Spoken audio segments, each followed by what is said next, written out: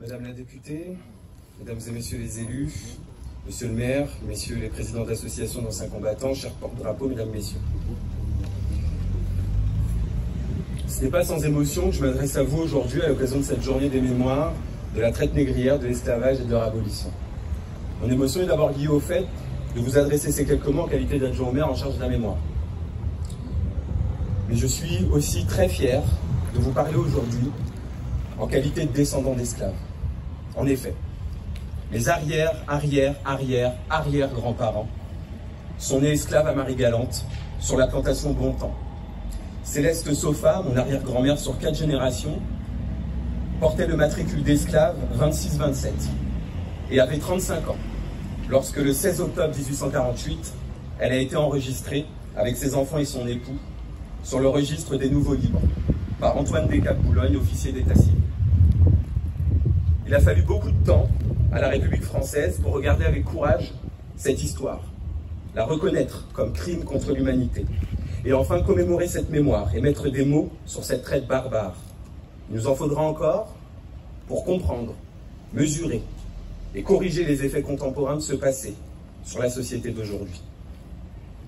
Oui, nous sommes à ce rang convaincus qu'il y a du sens à se souvenir, du sens par rapport à la vie d'aujourd'hui et la manière dont nous rêvons pour rendre possible un avenir commun, où chacune et chacun a encore plus sa place, quelle que soit la texture de ses cheveux, la forme de son nez ou encore la couleur de sa peau. En ce sens, participer à cette journée du 10 mai, dont la loi qui a instauré cette date nationale fête aujourd'hui ses 20 ans, la fameuse loi Taubira, c'est l'occasion pour nous de nous tenir ensemble debout face à ce passé, à ces mémoires au pluriel, car oui, il n'y a pas eu une, mais des traites. Il n'y a pas eu une, mais des abolitions. Il n'y a pas eu un, mais des peuples qui ont été réduits à l'état de choses, à l'état de meubles, à l'état de simple force de travail. Par cette loi de 2001, la République française reconnaît que la traite négrière transatlantique, ainsi que la traite dans l'océan Indien d'une part et l'esclavage d'autre part, perpétrés à partir du XVe siècle aux Amériques, aux Caraïbes et dans l'océan Indien contre les populations africaines, amérindiennes, malgaches et indiennes, constituent un crime contre l'humanité. Du XVe au XIXe siècle, plus de 11 millions d'hommes, de femmes et d'enfants ont été capturés en Afrique, transportés contre leur gré et vendus en esclaves pour travailler dans des conditions très dures au sein d'exploitations coloniales. Si l'esclavage n'a pas toujours existé, ni partout, ni durablement, il a longtemps et souvent été réservé aux peuples vaincus, aux personnes condamnées ou endettées. L'esclavage de cette époque moderne a cette particularité insupportable d'avoir été le seul système économique de masse basé sur l'exil massif forcé et sur le meurtre légal.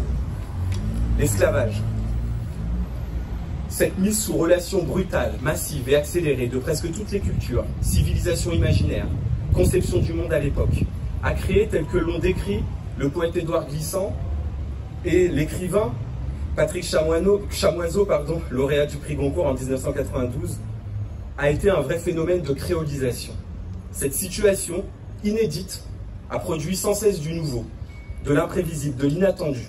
Ce n'est pas un simple métissage, mais la création d'une nouvelle société, avec sa langue, le créole, ses coutumes et ses codes. Et nous partageons avec les sociétés caribéennes, créoles d'aujourd'hui en Seine-Saint-Denis, beaucoup de similitudes. Cette histoire que nous avons à commémorer, vous le voyez, est complexe et nous appelle à écrire ensemble un récit commun, plaçant en son cœur un respect profond de l'être humain. Cette histoire, nous en avons besoin pour inventer le monde de demain, ici à Sevran.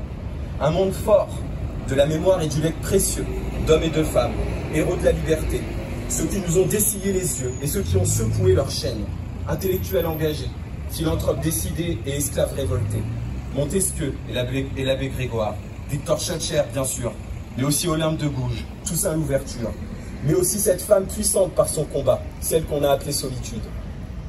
Et tous ces anonymes, dont l'histoire a effacé le nom, mais a retenu les combats.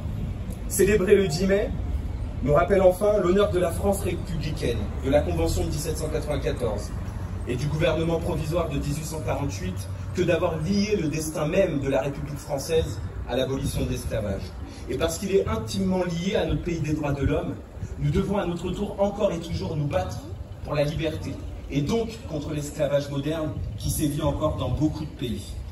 Je terminerai mes propos par un poème du célèbre poète David Diop, qui est décédé en 1960, qui est un poète sénégalais, qui appartenait au mouvement littéraire et culturel de la négritude, dont les chefs de file, vous le savez, sont Aimé Césaire et Léopold Sédar Senghor. Ce poème s'appelle Afrique. Afrique, mon Afrique. Afrique des fiers guerriers dans les savanes ancestrales. Afrique que chante ma mère, au bord de son fleuve lointain. Je ne t'ai jamais connu, mais mon regard est plein de ton sang, ton beau sang noir à travers les champs répandus. Le sang de ta sueur, la sueur de ton travail, le travail de l'esclavage, l'esclavage de tes enfants. Afrique, dis-moi Afrique, est-ce donc toi, ce dos qui se courbe et se couche sous le poids de l'humilité, ce dos tremblant à zébruges rouges qui dit oui au fouet sur les routes de midi? Alors gravement une voix me répondit, fils impétueux, cet arbre robuste et jeune, cet arbre là-bas, splendidement seul au milieu des fleurs blanches et fanées, c'est l'Afrique, ton Afrique qui repousse patiemment, obstinément, et dont les fruits ont peu à peu la mer, saveur de liberté. Je vous remercie.